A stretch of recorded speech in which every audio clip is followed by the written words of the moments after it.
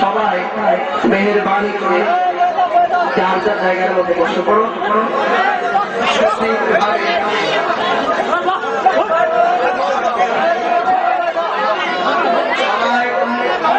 সুশৃঙ্খল ভাবে বসো, নীরব ভাবে বসো।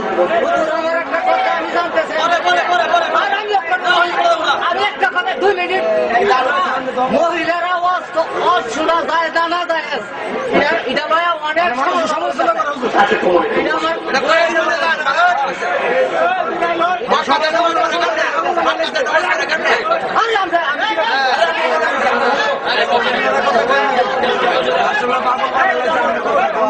সকলে বলুন লা ইলাহা ইল্লাল্লাহু মুহাম্মাদুর রাসূলুল্লাহ সাল্লাল্লাহু আলাইহি ওয়াসাল্লাম। ওয়াসাল্লাম সকলে পড়ুন আল্লাহু আকবার লা ইলাহা ইল্লাল্লাহু আল্লাহু আকবার ওয়ালিল্লাহি হামদ হামদান কাসীরা ওয়াসবিহুহু বুকরাতাও ওয়া আসীলা সকলে পড়ুন আল্লাহু আকবার।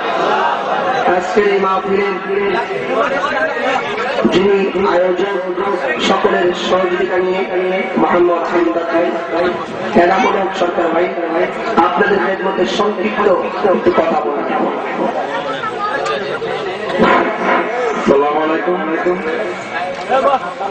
আজকে মাহফিলে আগত মুসল্লিয়ান এবং গ্রাম সকলের প্রতি সালাম। আসসালামু আলাইকুম ওয়া রাহমাতুল্লাহি ওয়া বারাকাতুহু।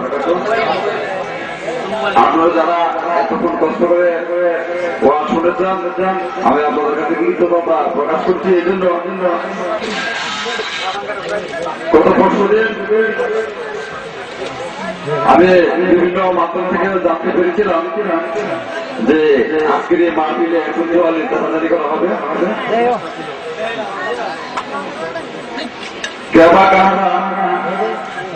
হুজুরের কাছে ফোন করছে এখন জারি করবো আপনাদের একটা বিভ্রান্তি ছড়ানোর জন্য এই কথাটা বলা হয়েছিল। আমি দীর্ঘ একটি মাস কালকে যখন এই কথাটা শোনার পরে আমার দুটো চোখ দিয়ে পানি জোর জোর করে জ্বলতে লাগলো। খুব কষ্ট পেয়েছি যে এত কষ্ট করে আজকে যারা আপনারা উপস্থিত হয়েছেন, আল্লাহ আপনাদেরকে তৌফিক দিয়েছে এই ওয়াজ মাহফিলে উপস্থিত হওয়ার জন্য। আমি আপনাদেরকে একটা কথা বলতে চাই, যারা ইসলামের শত্রু তারা বিভ্রান্তি ছড়ায়। আমি আপনাদের সহযোগিতা এবং আজকের মাহফিল আমি প্রতি বছরই করতে চাই। যদি আপনারা আমাকে সহযোগিতা করেন, এই জায়গায় এই স্থানে হবে আমার বিশেষ করে যারা আমার বাবার বয়সী ভাই, তাদের হয়তো জায়গার সংক্রমণ হয়েছে। আমি খুব কষ্ট পেয়েছি, আমি মর্মাহত। আমার মা বোন যারা আসছেন, আমি এত বড় ব্যবস্থা করে তাদের জায়গার সংকলন করতে পারি না, তাদের কাছে আমি আন্তরিকভাবে দুঃখিত। ওদের ভবিষ্যতে আমরা যখন আগামীতে করবো, আমরা আজকের এই কথা মাথায় রেখে আগামীতে যখন আমরা আগামী বছর অন্তে করবো, তখন মা এবং বোনদের যাতে সুস্থ বসার ব্যবস্থা করতে পারি সেহেতু আমার জন্য করবেন। আমি আপনাদেরকে আর বিরক্ত করবো না। এখন আজকের আমার একটা ইচ্ছা, আজকের যে প্রধান বক্তা গিয়াসউদ্দিন আত্মাহির সাহেব, উনি আজান দেওয়ার জন্য আপনাকে অনুরোধ করবো। ধন্যবাদ।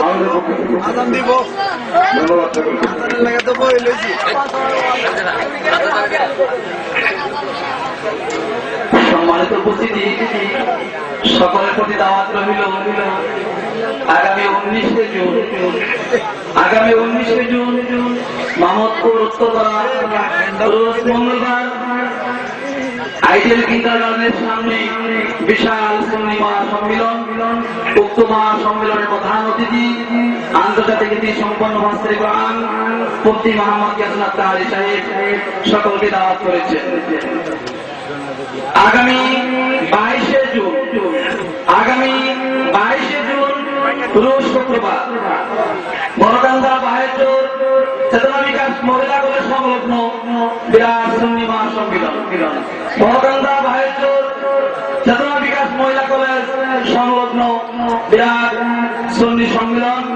উক্ত সুন্নি সম্মেলনে প্রধান অতিথি জনাব মুফতি মোহাম্মদ গিয়াসউদ্দিন আত্মাহির সাহেব, বিশেষ অতিথি হাফেজ হযরত মাওলানা আবু বকর সাহেব। প্রধান অতিথি আলোচনা শুনবেন ঠিক রাত 10টায় শুরু হবে। সকলকে দাওয়াত করা হলো। আর বিশেষ একটি দাওয়াত আগামী 24শে জুন রোজ রবিবার মহেশপুর মহেশপুরীর জামাতের বিশাল সুন্নি মহাসম্মেলন, উক্ত মহাসম্মেলনে সকলকে দাওয়াত দেওয়া হইল। বিশেষ আকর্ষণ বড় প্রান্ততে আশিকি জিকির মাহফিল হবে। আর একটু মর্যাদা দেন, ঠিক আছে? জিকির আপনারা আল্লাহ করছেন না আমরা করছি।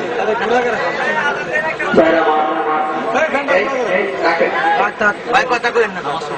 শেষ কিন্তু আমার বাজারে একটা কথা বলছেন, আমি আগেই বলছি, কেউ যদি প্রশ্ন করেন আমার সামনে এসে প্রশ্ন করবেন, ইনডাইরেক্ট ভাবে প্রশ্ন পাঠাই দিলে আমি উত্তর দিতে হতে পারে না, আপনি পাশে বসবেন, উত্তর দিব। তো ঠিক এইরকম আমার কাছে এসে একটি প্রশ্ন করেছে, তার উত্তরটা আমি সামনে আসি দেওয়ার বলার কারণে আমি বলতেছি। জানাজার নামাজের পর দোয়া করার ব্যাপার, জানাজার নামাজটা দিয়ে দাফন করার পূর্বে দোয়া করাটা জায়েজ আছে কি না, এই প্রসঙ্গে বলার জন্য অনেকে বলে থাকে জানাজার মানে হল দোয়া, অর্থাৎ জানাজার নামাজের ভিতরে দোয়া আছে আর দোয়ার কোনো দরকার দাফন করার পরে। আহলে সুন্নাত ওয়াল জামাত আমরা যারা আছি, জানাজার নামাজের পর দোয়া করা এবং দাফনের পর দোয়া করা দুটার পক্ষে আমরা আছি। জানাজার পরে অবশ্যই দোয়া করা যায়।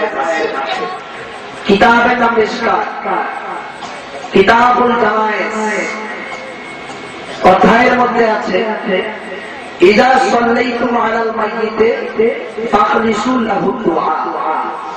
নবীজি বলেন যখন তোমরা জানাজার নামাজ পড়ে ফেলবে বেশি বিলম্ব না করো, ফাখলিসু মানে অনতি বিলম্বে, বেশি দেরি করো না, সাথে সাথে তাদের একটু দোয়া করো, খাস করে দোয়া করো। জানাজার নামাজের ভিতরে আমভাবে দোয়া আছে, কিন্তু এই মাইয়িতের জন্য খাস করে কোনো দোয়া নেই। এই জন্য নবীজি বলছেন জানাজার পরে ফাখলিসু, একনিষ্ঠতা এবং খাস করে তোমরা মাইয়িতের জন্য দোয়া করো। আর এই জানাজার পরে দোয়া করার ব্যাপারে স্পষ্ট ইঙ্গিত রয়েছে, দোয়া করবেন, কোনো সমস্যা নাই। কেউ যদি দোয়া করাকে সমর্থন না করে এটা আপনার ব্যক্তিগত ব্যাপার, কিন্তু এই দোয়া যারা করতে যাবেন তাদেরকে কোনো বাধা দিবেন না। ক্লিয়ার?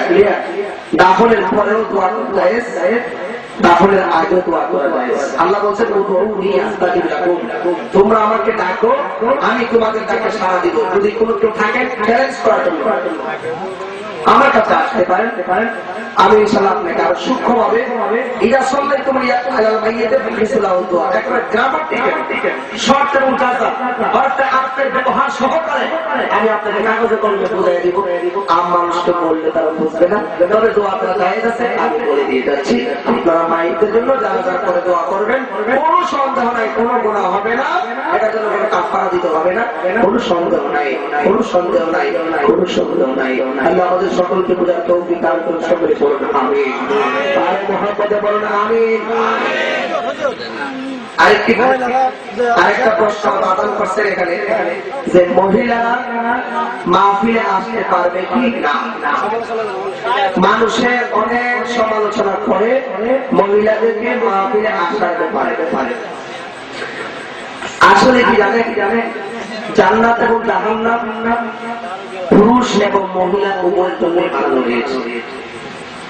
একটি মহিলা যদি মনে করেন আমার ঘরের মধ্যে যারা আছে বা আল্লাহর হাকিকতকে বুঝার জন্য আমার ঘর সম্ভব না, ঘরে আমার যথেষ্ট হচ্ছে না, আমার কিছু জানার দরকার আছে, এই জন্য পর্দা করে স্বামীর অনুমতি সাপেক্ষে উভয়ে মিলে মহিলাদের জায়গায় বসে ওয়াজ শোনা, পুরুষের জায়গায় বসে ওয়াজ শোনা, পর্দা করে এসে ওয়াজ শোনা, এটার মাঝে কোনো হারাম বা নাজায়েজ নয়, আসতে পারবে, কোনো সমস্যা নেই। যারা সমালোচনা করেন তারা উল্টা করে, ওনারা বলতে চাচ্ছেন যে মাহফিলে আসাটা পর্দার খেলাফ হয়।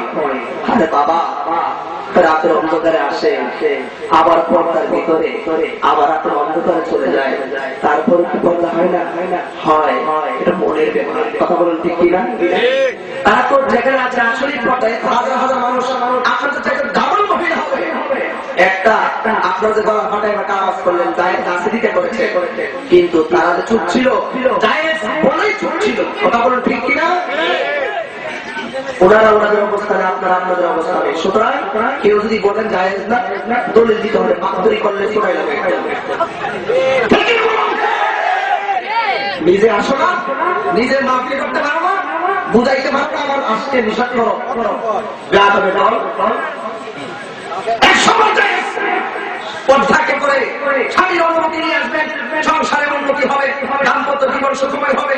স্বামীকে সুমহব্বত রেখে আপনি মাহফিলে আসবেন। নেগেটিভ পজিটিভ স্বামী স্ত্রী উভয় যখন মিলে থাকবেন, মাহফিল নদীর প্রেমের বাগানে আসবেন। আপনাদের ভিতর থেকে যে সন্তান হবে, এই সন্তানটাই হবে আল্লাহর ওয়ালি। মাহফিলে আসবেন, কোরআন শুনবেন, শুনবেন, নদীর প্রেমের কথা